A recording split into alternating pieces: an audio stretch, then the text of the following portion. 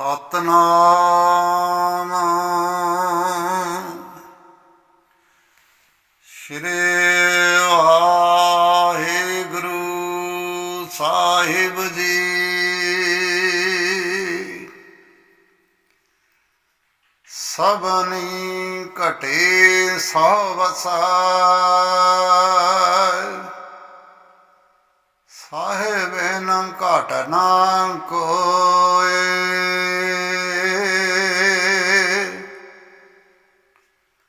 ਨਾਨਕ ਤੇ ਸੁਹਾਗਣੀ,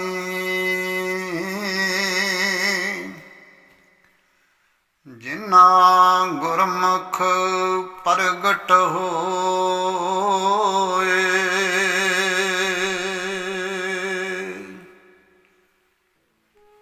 ਪਰਮ ਸਨਮਾਨਯੋਗ ਸਤ ਸੰਗੀ ਜਨੋ, ਸਾਰਿਆਂ ਨੂੰ ਗੁਰੂ ਬਖਸ਼ੀ ਫਤਿਹ ਪ੍ਰਵਾਨ ਹੋਵੇ ਜੀ।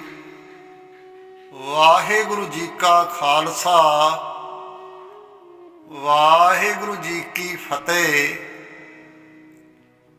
ਸਤ ਸੰਗੀ ਜਨੋ, ਸ਼ਾਇਦ ਬਹੁਤਿਆਂ ਨੂੰ ਪਤਾ ਨਾ ਹੋਵੇ ਕਿ ਮੇਰੇ ਚੋਜੀ ਪ੍ਰੀਤਮ ਸ਼੍ਰੀ ਗੁਰੂ ਗੋਬਿੰਦ ਸਿੰਘ ਜੀ ਮਹਾਰਾਜ ਦੇ ਲਈ ਬਾਲਾ ਪ੍ਰੀਤਮ ਸ਼ਬਦ ਸਭ ਤੋਂ ਪਹਿਲਾਂ ਪੰਡਿਤ ਸ਼ਿਵਦੱਤ ਨੇ ਵਰਤਿਆ ਸੀ।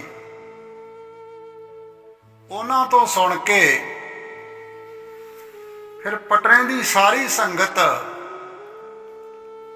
ਬਾਲਾ ਪ੍ਰੀਤਮ ਹੀ ਕਹਿ ਕੇ ਬੁਲਾਉਣ ਲੱਗ ਪਈ। ਸਤ ਸੰਗੀ ਜਨੋ, ਸ਼ਿਵਦੱਤ ਜੀ ਪਟਨੇ ਦੇ ਰਹਿਣ ਵਾਲਾ ਇੱਕ ਬ੍ਰਾਹਮਣ, ਚੰਗੀ ਜ਼ਮੀਨ ਜਾਇਦਾਦ ਦਾ ਮਾਲਕ ਸੀ। ਇਸੇ ਕਰਕੇ ਕਈ ਉਸ ਨੂੰ ਰਾਜਾ ਸ਼ਿਵਦੱਤ ਵੀ ਕਹਿ ਦਿੰਦੇ ਹਨ। ਪੰਡਿਤ ਸ਼ਿਵਦੱਤ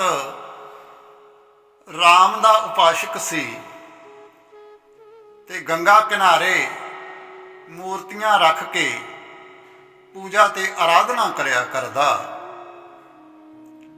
ਉੱਥੇ ਹੀ ਆਸ-ਪਾਸ ਅਕਸਰ ਕਲਗੀਧਰ ਪਾਤਸ਼ਾਹ ਆਪਣੇ ਬਾਲ ਸਾਥੀਆਂ ਨਾਲ ਖੇਡਦੇ ਰਹਿੰਦੇ। ਸਤਿਗੁਰੂ ਜੀ ਦੇ ਕੌਤਕਾਂ ਨੂੰ ਵੇਖ ਵੇਖ ਕੇ ਸ਼ਿਵਦੱਤ ਮੋਹਿਤ ਹੁੰਦਾ ਗਿਆ। ਸਤ ਸੰਗੀ ਜਨੋ, ਇੱਕ ਦਿਨ ਪੰਡਿਤ ਸ਼ਿਵਦੱਤ ਜੀ ਦੇ ਮਨ 'ਚ ਭਾਵਨਾ ਆਈ ਕਿ ਜੇ ਇਹ ਸੱਚੀ ਰੱਬੀ ਅਵਤਾਰ ਹਨ, ਜਿਵੇਂ ਲੋਕ ਕਹਿੰਦੇ ਆ, ਜਿਵੇਂ ਮੈਨੂੰ ਅਨੁਭਵ ਹੁੰਦਾ ਹੈ, ਤਾਂ ਕੱਲ ਨੂੰ ਮੈਨੂੰ ਰਾਮਚੰਦਰ ਦੇ ਰੂਪ ਵਿੱਚ ਦਰਸ਼ਨ ਦੇਣ। ਆਖੋ ਸਤਨਾਮ ਸ਼੍ਰੀ ਵਾਹਿਗੁਰੂ।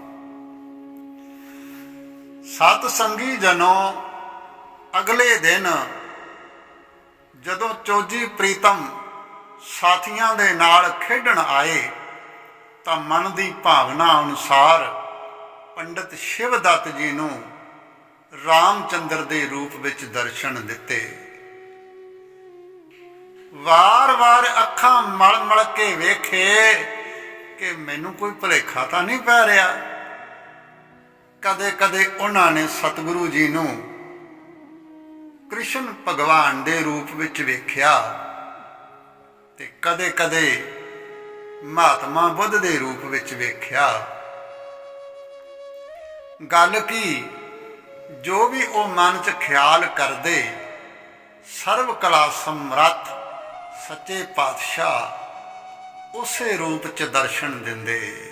ਆਖੋ ਸਤਨਾਮ ਸ਼੍ਰੀ ਵਾਹਿਗੁਰੂ।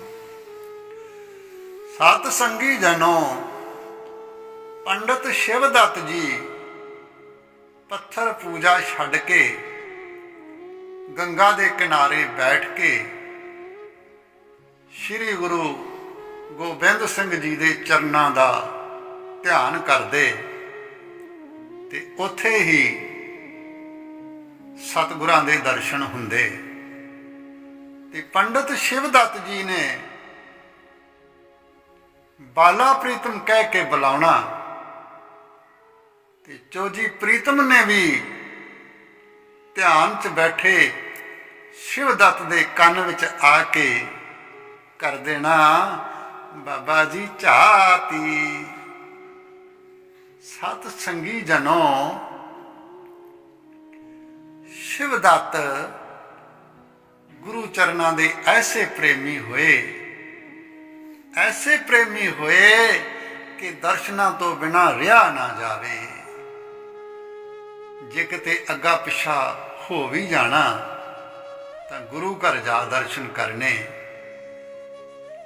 ਪੰਡਤ ਸ਼ਿਵਦੱਤ ਨੇ ਹੀ ਰਾਜਾ ਫਤਿਹ ਚੰਦ ਤੇ ਉਸ ਦੀ ਪਤਨੀ ਰਾਣੀ ਮੈਣੀ ਨੂੰ ਗੁਰੂ ਚਰਨਾਂ ਨਾਲ ਜੋੜਿਆ ਸੀ।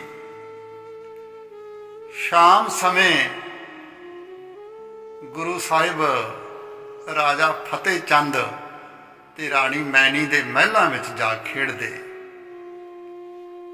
ਤੇ ਪੰਡਤ ਸ਼ਿਵਦੱਤ ਜੀ ਵੀ ਰੋਜ਼ ਸ਼ਾਮ ਨੂੰ ਰਾਜੇ ਦੇ ਮਹਿਲਾਂ ਵਿੱਚ ਜਾ ਦਰਸ਼ਨ ਕਰਦੇ ਤੇ ਬਚਨ ਸੁਣਦੇ।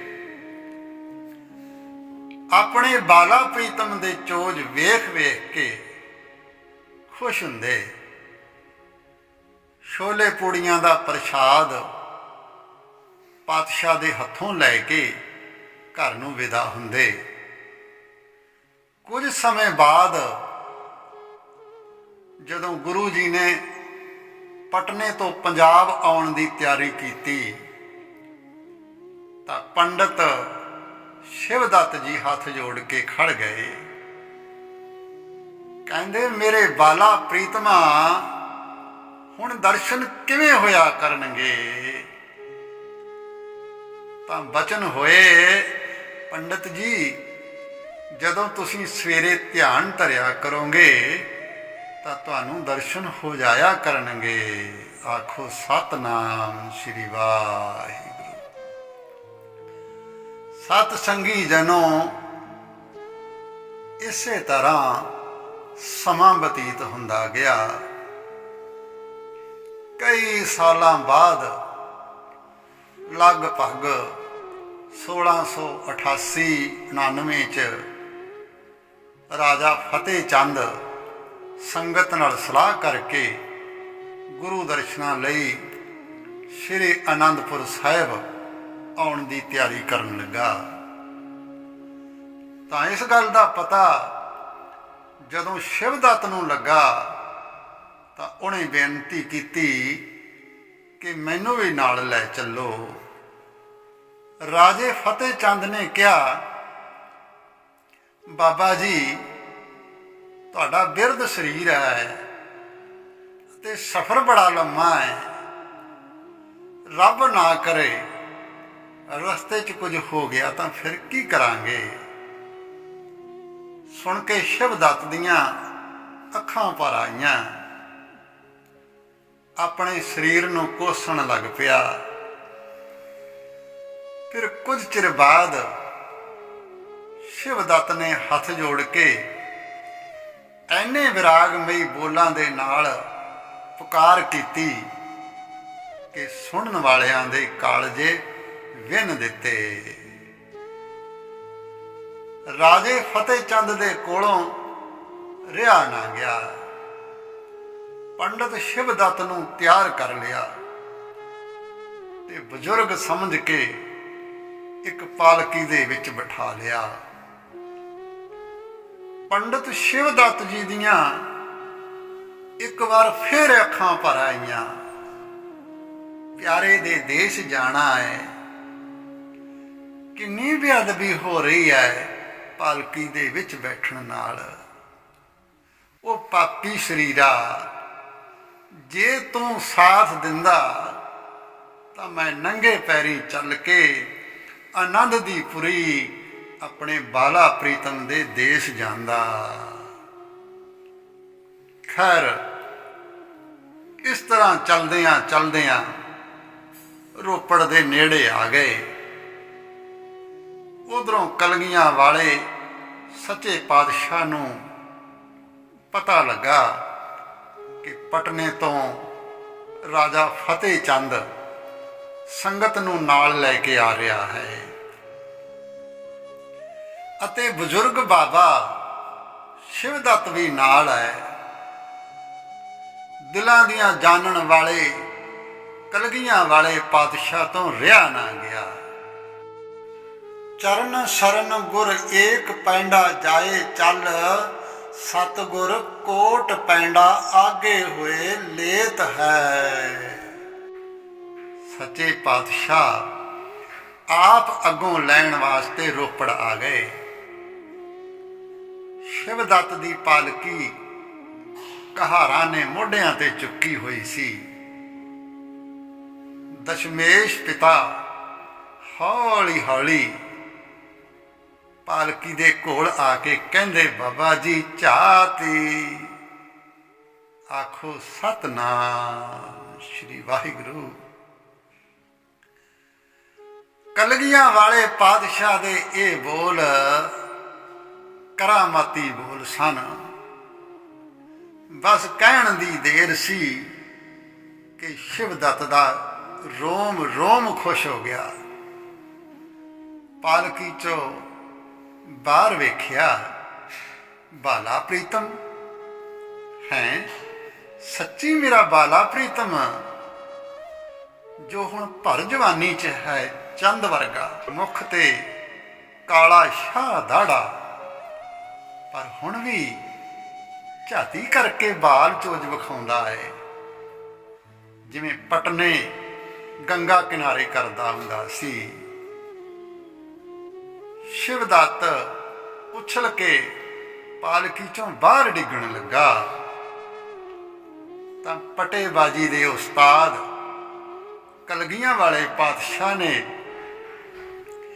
जफ्फी च बुच लिया, घुट के गल नाल ला लिया ते शिवदत्त दा भी गल भर आया।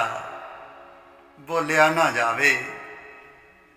वार वार घुट घुट कलगियां वाले नूं गल नाल लावे।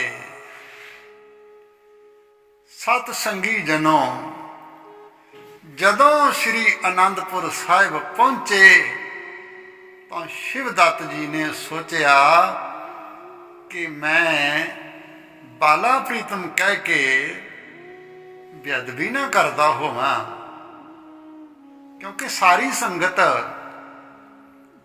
सतगुरु जी कह के बुलाउंदी है। इसलिए उन्होंने गुरु साहिब नूं सतगुरु जी कह के बुलाया। तो श्री गुरु गोबिंद सिंह जी महाराज कहंदे, बाबा जी बाला प्रीतम ही आखो। तुहाडे मूँह ये सुन के जो सानू रस आउंदा है, असीं ओ रस छड्डना नहीं चाहुंदे। शिवदत्त जी होर निहाल हो गए, चरण फड़ ले ते आख्या, मेरे प्रीतमा जी ओ एक होर मेहर कर दिओ, हुण मैनू विछोड़िओ ना, सदा लई अपने चरनां च समा लिओ। मैं हुण बिरहों दे देश नहीं जाना चाहुंदा। आखो सतनाम श्री वाहिगुरु। गुरु साहब कहंदे, जैसी मनसा तैसी दशा। गुरु नानक साहिब ने चाहया तो इदां ही होवेगा। सत संगी जनों, थोड़े दिनां बाद ही पंडित शिवदत्त जी ने अपने बाला प्रीतम की गोद विच सिर रखिया ते सदा लई गुरु चरनां विच लीन हो गए। सतगुरां ने अपने प्यारे दा आप अपने हथीं संस्कार किया ते फुल सतलुज दरिया दे विच पाए। ਆਖੋ ਸਤਨਾਮ ਸ਼੍ਰੀ ਵਾਹਿਗੁਰੂ। ਹੋਈਆਂ ਭੁੱਲਾਂ ਦੀ ਮਾਫੀ। ਜੇ ਸਾਖੀ ਚੰਗੀ ਲੱਗੀ ਤਾਂ ਅੱਗੇ ਸ਼ੇਅਰ ਕਰ ਦਿਓ, ਤੇ ਜੇ ਚੈਨਲ ਸਬਸਕ੍ਰਾਈਬ ਨਹੀਂ ਕੀਤਾ ਤਾਂ ਹੁਣ ਕਰ ਲਓ ਜੀ, ਨਾਲ ਹੀ ਘੰਟੀ ਵਾਲਾ ਬਟਨ ਦਬਾ ਦਿਓ ਤਾਂ ਜੋ ਹਰ ਵੀਡੀਓ ਦਾ ਨੋਟੀਫਿਕੇਸ਼ਨ ਪਹਿਲਾਂ ਤੁਹਾਡੇ ਕੋਲ ਪਹੁੰਚੇ। ਵਾਹਿਗੁਰੂ ਜੀ ਕਾ ਖਾਲਸਾ, ਵਾਹਿਗੁਰੂ ਜੀ ਕੀ ਫਤਿਹ।